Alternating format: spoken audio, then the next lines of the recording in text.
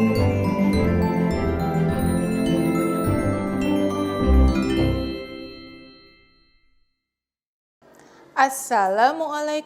warahmatullahi wabarakatuh.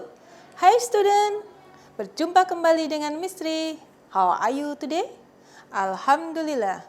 Okay student, before the activity, by saying basmalah together. Bismillahirrahmanirrahim. Yeah, okay class. I have something for you. Look, what is it? Ya, tentang sejarah kerajaan Hindu, Buddha, dan Islam di Indonesia.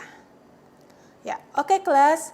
Today you are going to learn about history of Hindu, Buddhist, and Islamic kingdom in Indonesia. Ya, kerajaan Hindu dan peninggalan sejarahnya di Indonesia. Yang pertama atau the first, Kerajaan Kutai. Keberadaan Kerajaan Kutai diketahui dari prasasti Mulawarman yang berbentuk seperti yupa. Bisa dilihat ya, tuh, bentuk prasasti Mulawarman. Kemudian yang the second, Kerajaan Tarumanegara. Kerajaan Hindu tertua di Pulau Jawa yang berkuasa sekitar abad ke-4 Masehi hingga 7 Masehi. Bisa dilihat ada dua arca Dewa Wisnu. Ya, ketiga, Kerajaan Kalingga atau Holling. Kerajaan Kalingga mencapai kejayaan pada masa pemerintahan Ratu Sima. Coba kalian perhatikan ya, wilayah Kerajaan Kalingga.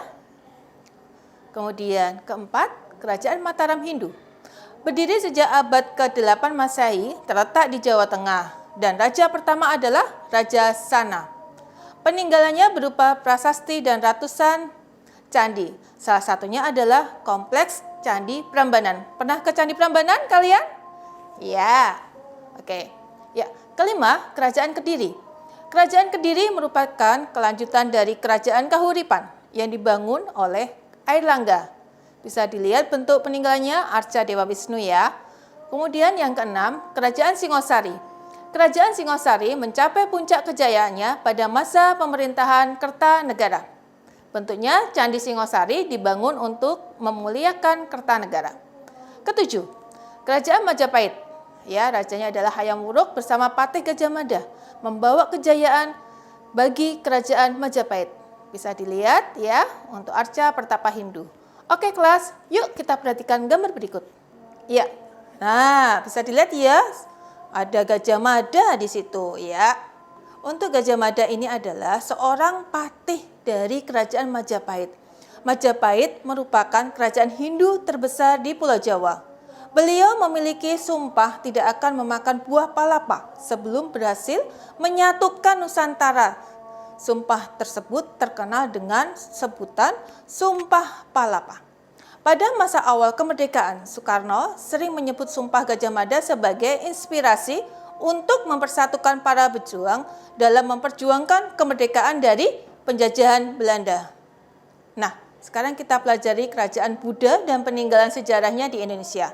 Pertama, Kerajaan Mataram Buddha. Salah satunya Kerajaan Mataram Buddha adalah Candi Borobudur yang termasuk keajaiban dunia. Nah, dalam Candi Borobudur ini memiliki 10 tingkatan yang terbagi atas 3 kelompok yaitu Kama Datu, kemudian Rupa Datu, dan Arupa Datu. Kedua, Kerajaan Sriwijaya.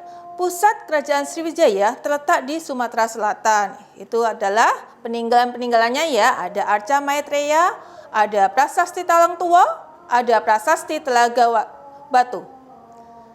Berikutnya adalah Kerajaan Islam dan peninggalan sejarahnya di Indonesia. Pertama, Kerajaan Samudra Pasai. Kerajaan Islam pertama di Indonesia yang terletak di Aceh Utara. Kedua, Kerajaan Aceh yang mencapai puncak kejayaan pada pemerintahannya Sultan Iskandar Muda. Ketiga, Kerajaan Demak. Kerajaan Islam pertama di Pulau Jawa yang memiliki peninggalan berupa Masjid Agung Demak. Keempat, Kerajaan Banten. Sultan Ageng Tirtayasa menolak permintaan Belanda untuk memonopoli perdagangan di Pelabuhan Banten. Kelima, Kerajaan Ternate dan Tidore. Persaingan antara Kerajaan Ternate dan Tidore ini dimanfaatkan oleh Portugis dan Spanyol. Keenam, kerajaan Goa Talo, kerajaan maritim yang sangat kuat dalam pusat perdagangan rempah-rempah. Ya. Nah, kita bisa lihat ya, di sini ada sebuah bangunan bersejarah merupakan salah satu media atau alat untuk kita belajar. Dari bangunan bersejarah ini kita dapat memperoleh gambaran tentang kehidupan di masa lalu. Ya, kita ambil ya pelajaran ini. Coba dilihat ya, ada gambar Masjid Demak, kemudian ada juga Masjid Agung ya, seperti itu. Tokoh-tokoh sejarah pada masa kerajaan Hindu, Buddha dan Islam di Indonesia. Contohnya Hindu dan Buddha siapa aja? Raja-raja yang ada di situ. Nah, bisa dilihat ada Raja Mulawarman, Raja Purnawarman, Raja Rakai Pikatan, Raja Jayabaya, ada Raja Kertanegara, ada Raja Hayam Wuruk, dan ada Patih Gajah Mada. Nah, untuk yang Islam ada Sultan Iskandar Muda, ada Raden Patah, ada Fathahilah, ada Sultan Ageng Tirtayasa, dan Sultan Hasanuddin ya.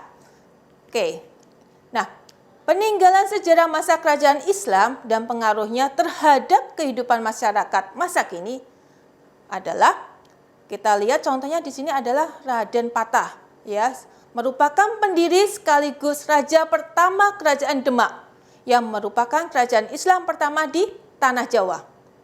Raden Patah diangkat menjadi bupati daerah Gelagawangi oleh Prabu Brawijaya Raja Majapahit kala itu. Daerah Gelagawangi kemudian diubah menjadi Demak. Ya, kerajaan Demak menjadi pusat perdagangan dan penyebaran agama Islam. Raden Patah dikenal sangat menghormati pemeluk agama lain. Bangunan bukti kemajuan kerajaan Demak yang masih dapat kita temui saat ini adalah ya, Masjid Agung Demak. Oke, kelas, let's review our lesson today. Ya, pertama, the story of the Hindu kingdom. Kemudian kedua, the second, the story of the Buddhist kingdom. Kemudian the three, the story of the Islamic empire. Ya, oke kelas, do the homework. Ya, bisa dilihat ya, kalian harus mencari informasi tentang peninggalan kerajaan Islam. Oke? Ya, thank you for attention. Let's close this class by saying Alhamdulillah. Alhamdulillahirabbil alamin. See you next time insyaallah. Wassalamualaikum warahmatullahi wabarakatuh.